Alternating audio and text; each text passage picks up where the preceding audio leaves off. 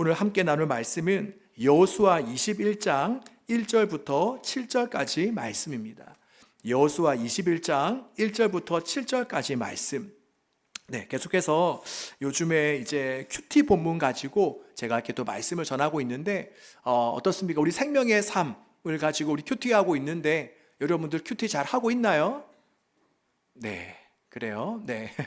우리 또 잘하고 있는 친구들도 우리 청년들도 많을 거라고 생각하고 또 우리 아마 다른 본문으로 또 큐티하는 청년들도 많이 있을 거라 생각하는데 우리가 또 웬만하면 우리가 2026년부터는 같은 본문, 같은 말씀으로 또 우리 함께 큐티도 나누고 또 받은 은혜들을 우리가 서로 이렇게 공유하며 나눌 수 있었으면 좋겠습니다. 자, 우리 여호수아 21장 우리 1절부터 7절까지 말씀 한 절씩 교독해서 읽도록 하겠습니다. 그때 레위 사람의 족장들이 제사장 엘르아살과 눈의 아들 여호수아와 이스라엘 자손의 지파 족장들에게 나아와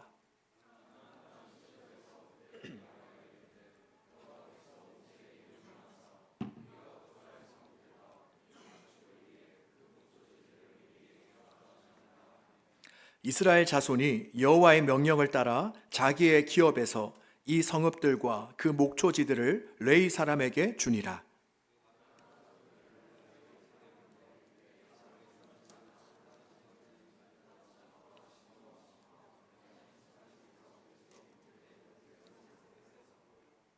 그앗 자손들 중에 남은 자는 에브라임 지파의 가족과 단 지파와 므낫세 반 지파 중에서 제비 뽑은 대로 10성읍을 받았으며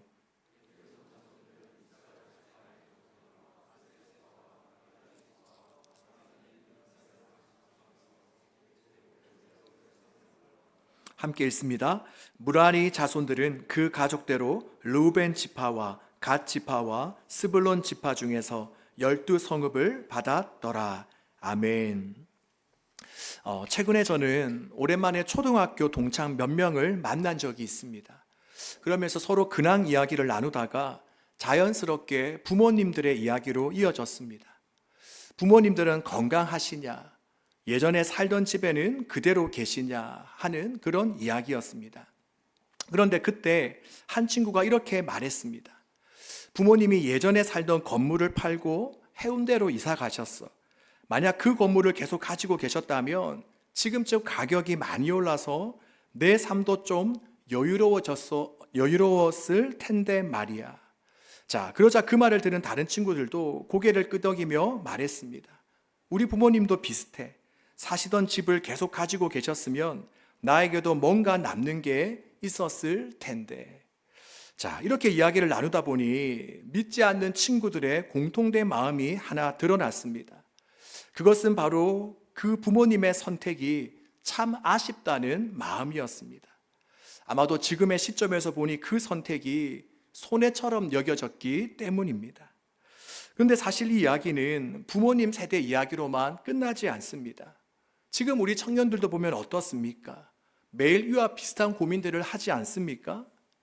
지금 이 선택이 나중에 손해가 되는 것은 아닐까? 또 지금 내가 믿음대로 살면 나중에 남들보다 뒤처지는 것은 아닐까? 또 내가 지금 이렇게 헌신하면 앞으로 내 인생은 누가 책임져 주지? 어쩌면 오늘 본문에 등장하는 레위 지파 사람들도 우리와 비슷한 마음을 가졌을지도 모르겠습니다. 오늘 우리가 방금 전에 읽은 이 여호수아 21장 말씀은 레위인들이 거주할 성읍과 그리고 그들의 가축을 기를 목초지를 분배받는 그런 장면입니다. 그런데 이 분배 방식을 보면 다른 지파와는 분명히 달랐습니다. 바로 다른 지파들은 어떤 한 지역의 넓은 땅을 한 덩어리로 분배받았습니다. 그러나 레위 지파는 특정 지역의 넓은 땅을 분배받지 않았습니다. 대신 레위 지파는 이제 각 지파들의 땅 곳곳에 흩어져 살아갈 성읍과 그리고 그 주변의 목초지만을 그들은 분배받았습니다. 그러니 겉으로만 본다면 레위 지파는 손해를 본 것처럼 보입니다. 왜 우리에게는 넓은 땅이 없을까? 왜 우리는 남들처럼 안정적인 기반을 분배받지 못했을까? 아마도 그런 생각이 들었을지도 모르겠습니다. 자, 그런데 하나님께서 이 레위 지파에게 이렇게 다른 지파와는 다른 이런 분배 방식을 하신 데에는 그만한 이유가 분명했습니다. 그것은 바로 하나님께서 레위 지파에게 맡겨주신 그 사명이 남들과는 달랐기 때문입니다. 자, 우리가 잘 알고 있는 것처럼 레위 지파, 레위인들의 사명은 무엇입니까? 레위인들은 무엇하는 사람들이죠?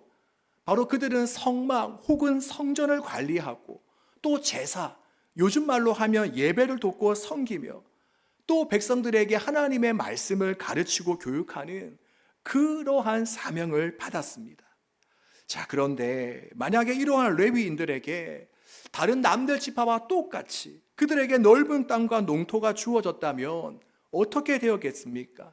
아마도 레위인들은 땅을 일구고 농사를 짓는다고 정작 본인이 감당해야 될 예배 그리고 말씀 사역에 온전히 집중을 할 수가 없었을 것입니다. 자, 그래서 하나님께서는 다른 지파와는 다르게 레위 지파는 그들이 직접 씨를 뿌리고 또 땅을 갈고 농사로 지으면서 살아가게 하지 않으시고 바로 백성들이 하나님께 올려드린 11조와 제사를 통해서 바로 하나님께서 먹이시고 살리시는 그런 삶을 살아가도록 하셨던 것입니다. 바로 이것은 레위인들이 바로 먹고 사는 문제, 그들의 생계가 아니라 바로 하나님께서 주신 사명에 집중하도록 하신 하나님의 배려였던 것이죠. 그리고 이 말씀은 오늘 우리에게도 중요한 도전을 줍니다. 물론 지금 우리 모두를 문자 그대로 레위인이라고 부를 수는 없을 것입니다. 자, 그런데 성경은 오늘날 우리를 향해서 뭐라고 명명하고 있습니까? 다들 잘 아실 텐데 하나님은 우리를 왕 같은 제사장으로 부르셨습니다. 자, 하나님께서는 우리를 무엇으로 부르셨다고요? 왕 같은 제사장. 그리고 또한 하나님께서는 우리 각자에게도 이 시대를 향한 분명한 사명을 주셨습니다. 그것은 뭐냐?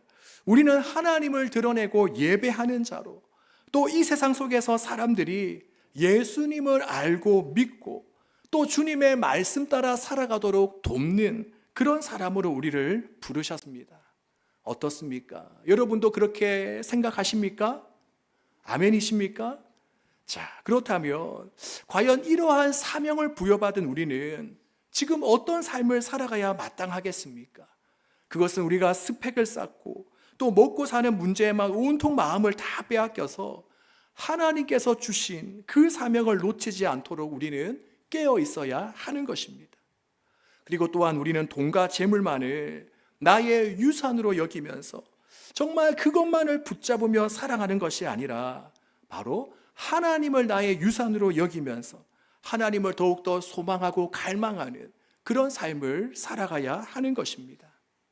그러기에 우리가 이번 한 주를 살아갈 때에 우리가 이미 하나님께 받은 은혜에 만족하고 감사하면서 또한 하나님께서 내게 맡겨주신 그 자리와 사명을 충성되게 감당하는 저와 여러분 되시기를 주님의 이름으로 축복합니다.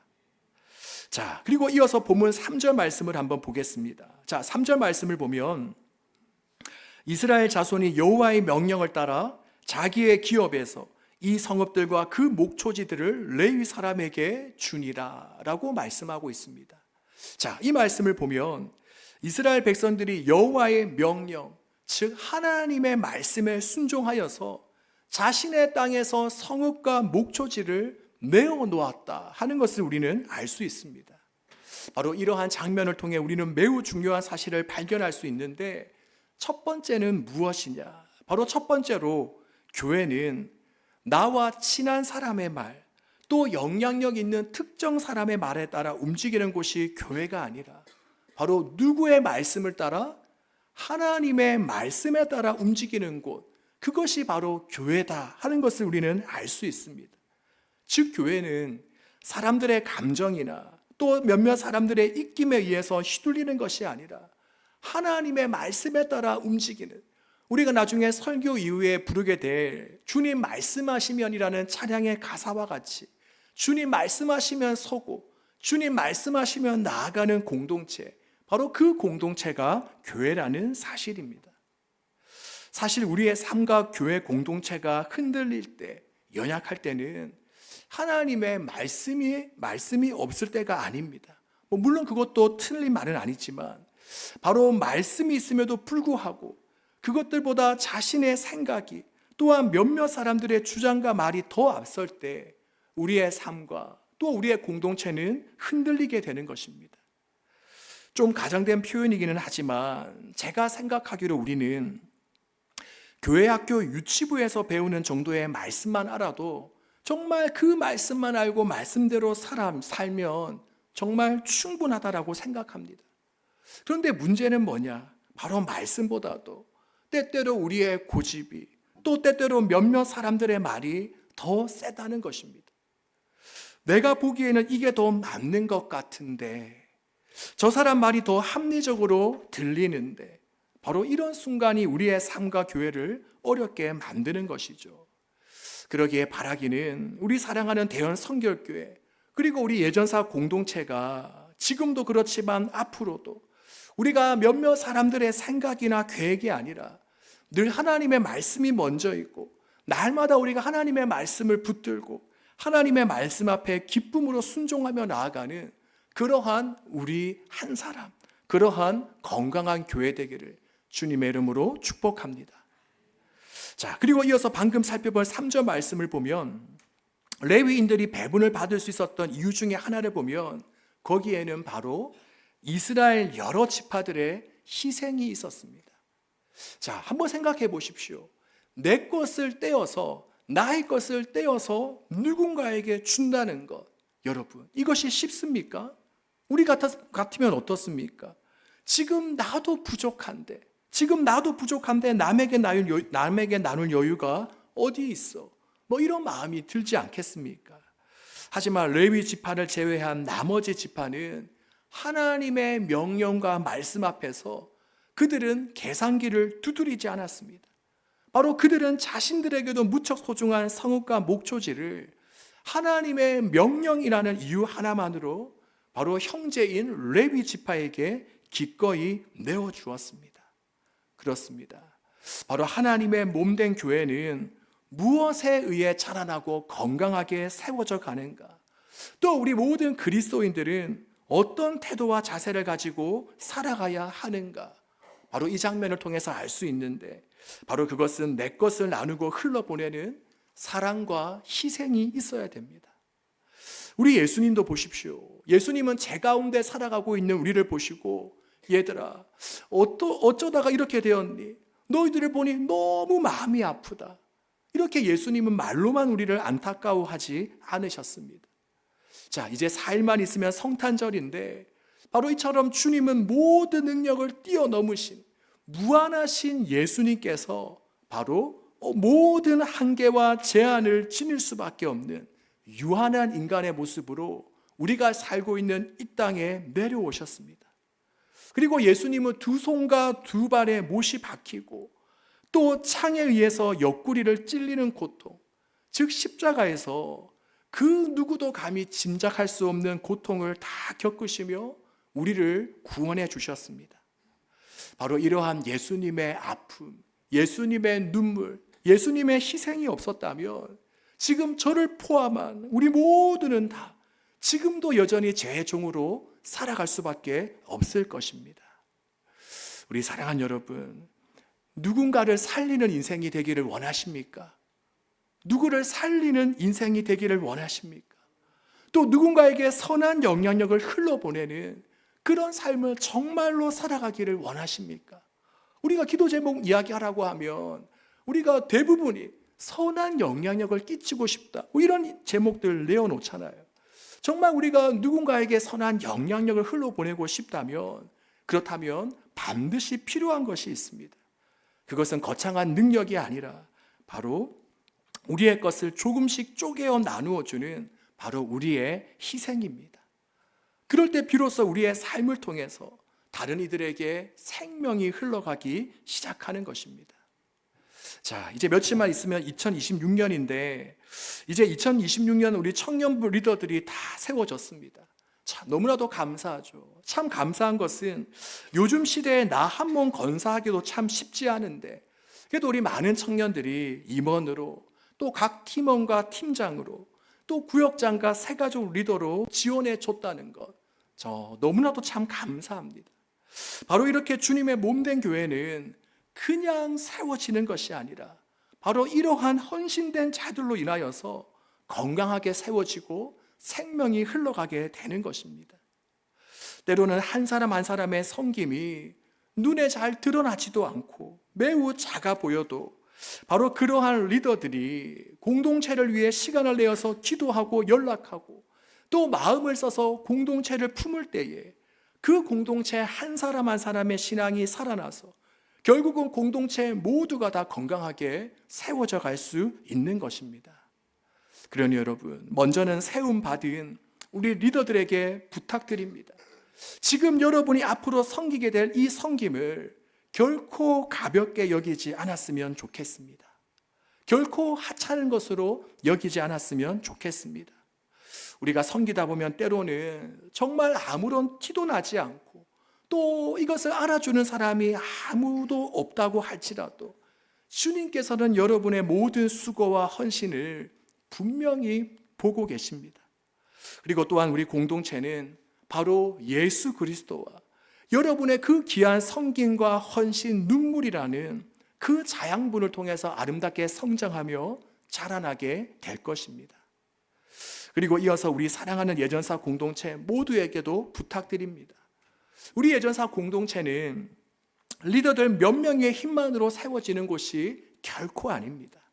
우리 모두가 함께 기도해주고 함께 응원해주고 또 때로는 리더가 부족해 보여도 이해하고 기도하며 기다려줄 때 우리 공동체는 더욱더 건강해질 수가 있는 것입니다. 그러기에 우리가 2026년 내가 리더로 세움을 받았든 그렇지 않든 간에 오늘 본문에서 보여준 이스라엘 여러 지파들과 같이 또 우리가 사랑하는 예수님과 같이 우리가 나의 고집과 주장과 욕심을 다 버리고 우리가 주님께 받은 것으로 때로는 물질, 때로는 시간, 나의 힘과 재능 그 모든 것들을 기꺼이 주님과 우리 공동체를 위해 내어놓는 우리 모두가 되기를 주님의 이름으로 축복합니다. 네, 자, 그리고 계속해서 본문을 살펴보면 이렇게 각 성읍과 목초지들을 분배받은 레위인들이 이제 각 지파의 땅 곳곳으로 들어가서 여러 지파 사람들과 함께 살아갑니다. 왜냐? 바로 앞에서도 이야기했듯이 레위인은 이스라엘 백성들에게 하나님의 말씀을 가르치고 또 삶으로 신앙을 전승해야 될 그런 사명이 있었기 때문입니다. 자, 그래서 레위인들은 그들과 함께 살아가는 가운데 하나님을 예배하며 또 이웃을 사랑하고 베푸는 법을 가르쳐 주었던 것입니다. 그리고 우리는 이 장면을 통해 우리는 한 가지 교훈을 얻게 됩니다. 그것은 뭐냐? 바로 성숙한 신앙은 주님과 동떨어진 삶이 아니라 바로 내 일상의 한 복판에서 하나님과 함께 할 때에 자라나게 된다는 것입니다. 자, 성숙한 신앙은 언제 자란다고요? 주님과 동떨어진 삶이 아니라 내 일상의 한복판에서 하나님과 함께 동행하며 살아갈 때에 우리의 신앙은 자라나게 되는 것입니다. 자, 그런데 여기에서 우리가 꼭 기억해야 될 것이 하나 있습니다. 그것은 뭐냐? 바로 주님, 바로 예수님은 결코 멀리 계신 분이 아니라는 것입니다. 바로 당시의 레위인들이 이스라엘 백성들 바로 곁에 있었던 것처럼 지금도 주님은 우리와 곁에, 우리와 함께 하십니다. 이것은 지금 여러분이 느끼든 느끼지 않든 여러분이 그렇게 생각하든 생각하지 않든 변함이 없는 사실은 무엇이냐? 바로 주님이 우리와 함께 하신다는 것입니다. 바로 임마누엘. 임마누엘 뜻이 뭐죠? 하나님이 나와 함께 하신다. 바로 우리 하나님은 나와 함께 하시는 임마누엘 하나님이신 것입니다. 자, 그런데 문제는 뭐냐? 바로 우리입니다. 바로 주님이 우리와 함께 하심에도 불구하고 우리는 일상의 삶에서 그것을 인식하거나 그렇게 여기며 살지 못한다는 것입니다. 그러니 주님과 동행하는 삶이 한낱 구호로만 끝나고 정작 우리의 현실이 되지는 못하는 것입니다. 우리 사랑하는 여러분, 주님이 우리와 늘 함께 하신다는 사실을 믿으시기를 바랍니다. 바로 이 진리는 예수님께서 우리를 위해 십자가에서 죽으셨다가 부활하셨다는 그 사실만큼 분명한 사실입니다. 우리가 예수님의 십자가와 부활은 믿는데 하나님이 나와 함께 하신다는 사실을 믿지 못하니 때때로 우리의 믿음과 삶이 늘 제자리 걸음을 걷게 되는 것입니다. 그러기에 바라기는 이 시간 이후로 지금 내 옆에 사람이 지금 내 옆에 있다는 것을 여러분이 자연스럽게 아는 것처럼 우리로 하여금 믿음의 눈이 활짝 열려서 지금 주님이 나와 함께 하신다는 사실을 우리가 부인하지 않고 굳게 믿을 수 있기를 바랍니다. 그래서 그 하나님과 함께 날마다 동행하며 그 하나님의 말씀의 그 영향 아래 살아가는 가운데 예수님의 임재가 더욱더 우리에게 실제가 되며 주님과의 관계가 더 깊어지는 저와 여러분 되기를 간절히 소망합니다. 자, 이제 한 부분만 더 살펴보고 설교를 맺도록 하겠습니다. 네, 시간이 한 이쯤 되니까 여러분들의 이 눈이 좀 무거워지는 것 같아요. 자, 우리 눈동자를 한번 돌려볼까요? 눈동자도 좀 돌리고 어깨도 한번 돌리고, 네, 어깨도 한번 돌리고, 네, 안타깝게도 여러분이 눈을 감으면 안타깝게도 저한테 다 보여요.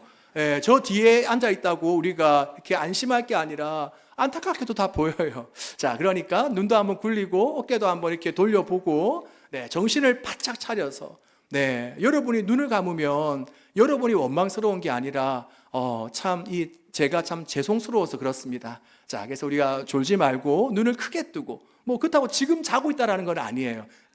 이제 가능성이 이제 보여서 그런 거니까. 자, 이제 5분만 있으면 마치게 됩니다. 네, 우리 기쁜 소식이죠. 자, 우리 끝까지 눈을 우리 크게 뜨고, 자, 이제 마지막 한 부분. 자, 우리 5절 말씀, 우리 잠도 깨울 겸 5절 말씀 큰 소리로 한번 읽어보도록 하겠습니다. 5절입니다. 그앗 자손들 중에 남은 자는 에브라임 지파의 가족과 단 지파와 므낫세 반 지파 중에서 제비 뽑은 대로 10성읍을 받았으며 아멘. 자, 지금 저기에 나오는 그앗 자손은 레위의 둘째 아들을 말하는 거예요. 우리 레위의 아들이 3명 있었죠. 게르손, 고핫, 무나리. 자, 저기에는 그핫이라고 나와 있는데 그핫 자손이 바로 그 고핫 자손이기도 합니다. 자, 그리고 우리가 오늘 방금 읽지는 않았지만 4절에 보면 그 그핫 자손들 중에서 먼저 제사장 직분을 맡은 아론의 자손들이 먼저 13성읍을 받았습니다. 자, 그리고 5절에 보면 우리가 방금 읽은 대로 5절에 보면 그앗 자손 중에 이제 제사장 역할을 맡은 아론의 자손들을 제외한 나머지 사람들이 이제 10성읍을 받았다라고 되어져 있습니다. 자, 여기에는 매우 의미 있는 사실이 하나 숨겨져 있습니다. 그것은 뭐냐? 나머지 이제 아론의 자손들은 13성읍을 받았고, 이제 아론의 자손을 제외한 나머지 그앗 자손들이 이제 10성읍을 받았는데, 이 10성읍을 받은 나머지 이 자손 중에는 모세의 자손들이 포함되어져 있다는 것입니다. 여러분, 놀랍지 않습니까? 네, 놀라지 않는 여러분들을 바라보면서 제가 놀라고 있는데, 자, 여러분, 우리가 이스라엘 역사상 가장 위대한 지도자 하면 누구를 꼽을 수 있습니까? 우리가 뭐 다윗을 꼽을 수도 있겠지만 먼저 모세를 꼽을 수 있겠습니다. 바로 이스라엘 역사상 가장 위대한 지도자였던 그 모세의 자손들이 아무런 특혜와 우선권도 없이 그저 다른 레위인들과 동일하게 제비를 뽑아서 분배를 받고 있습니다. 바로 모세의 자손이라고 해서 누구보다 더 많은 것을 받은 것이 결코 아닙니다. 우리가 이것을 보면 모세 역시 그가 지도자의 자리에 있으면서 자신의 자녀와 후손을 위해서 아무런 땅이나 물질을 남겨두지 않았던 것을 우리는 볼 수 있습니다. 저는 이 장면을 묵상하며 이런 생각이 들었습니다.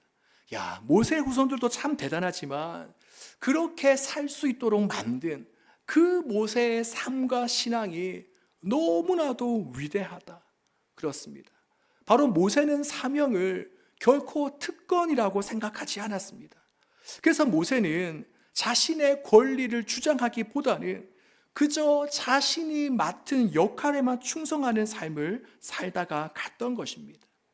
이처럼 믿음의 삶은 무엇이냐? 우리가 무엇을 얼마나 남기냐의 문제가 아니라 어떤 신앙의 모습을 보여줄 수 있는가? 이것이 바로 믿음의 삶입니다.